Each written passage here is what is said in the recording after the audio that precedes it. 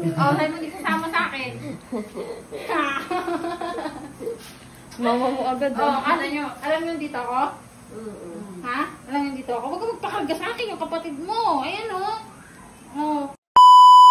Hi guys! For today's video, sinipag na ang person na mag-edit ng vlog. So, eto nga vlog na to guys is 5 months ago na to na hindi ko pa naipopost sa aking social media account. Alam nyo ba kung nasan ako tong time na to?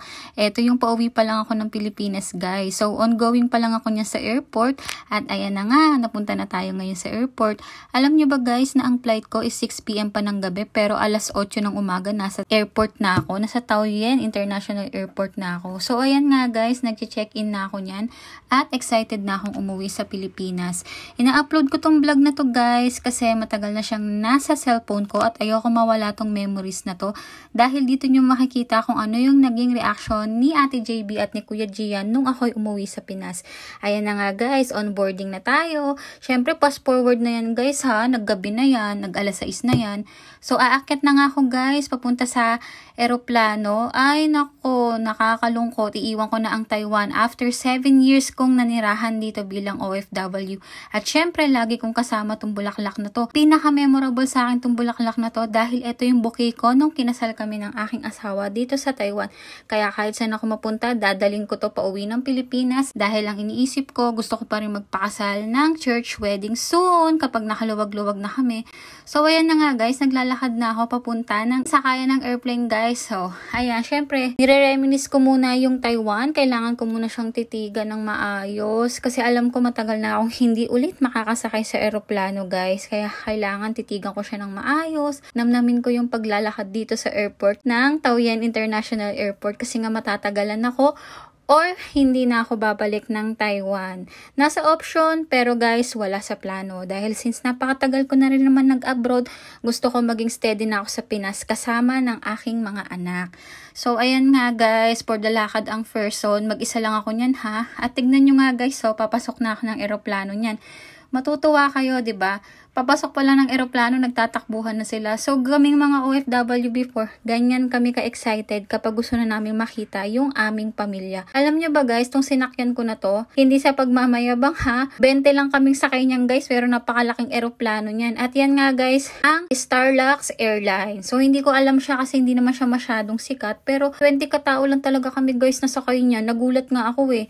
Ang sabi ng iba kasi, for the cargo lang yung airplane na yan. So, parang isinabay lang kami sa mga cargo na papunta ng Pilipinas. So, ayan nga guys, hindi masyadong siksikan. Mabilis ako nakalabas kasi nga, 20 lang kaming katao. So, ayan na nga guys. For the part 2 na tayo. 2 hours later. Yan, so surprise natin ang ating mother. Oh, buksan mo muna yung ilaw. Buksan mo muna yung ilaw.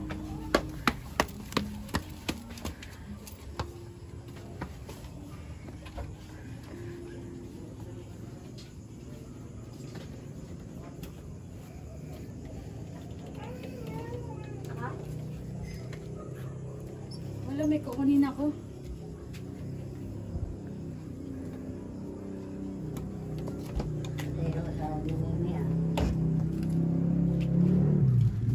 Patay ro asawa ng Mimi.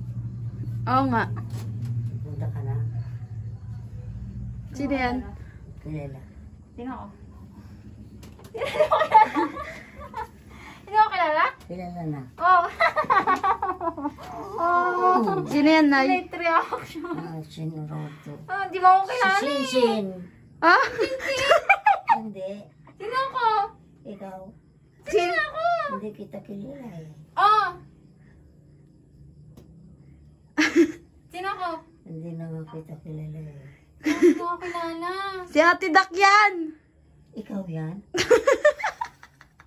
Gusto mo mabidyoan. Dumating ka na? Si Ate Dak nga yan! Hindi mo kilala na. Baka lang babalik na ako ng Taiwan. Hindi mo kilala eh. Ikaw yun.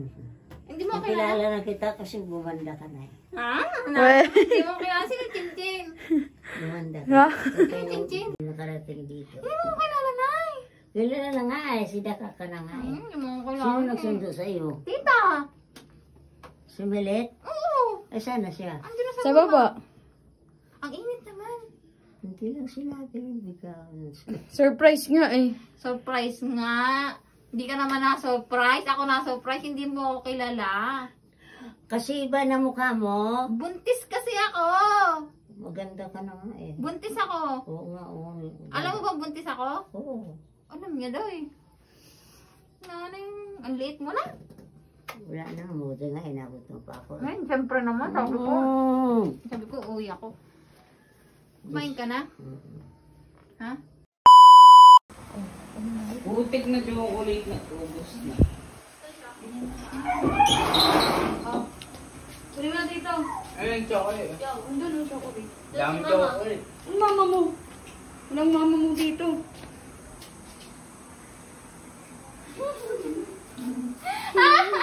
Ang tangkad mo!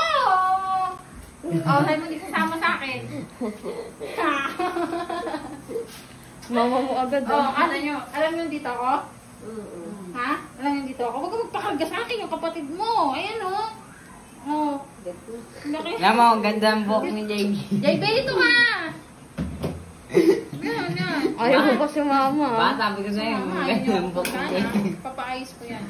Ayaw mo niwala. Huwag na tulog, ha? Huwag mo kayo magpabuhat sa akin, ha? Yung kapatid niyo, laki-laki na yan, oh. Dalawa. Ba, ang ganda ang buhok ni Ay. JB. Papaayos ko yan. Tapos pariban ka ulit sa ano, ka. Pariban ka ulit sa ano, ha? Ha? Oh, iiyak siya doon. Hindi ako papansin eh. Galit ka sa akin. Sabi mo, hindi ka sasama sa akin. Hindi ka sasama sa kabite. Ha? Ang ganda ng buhok. Ganda-ganda na ito. Puti-puti.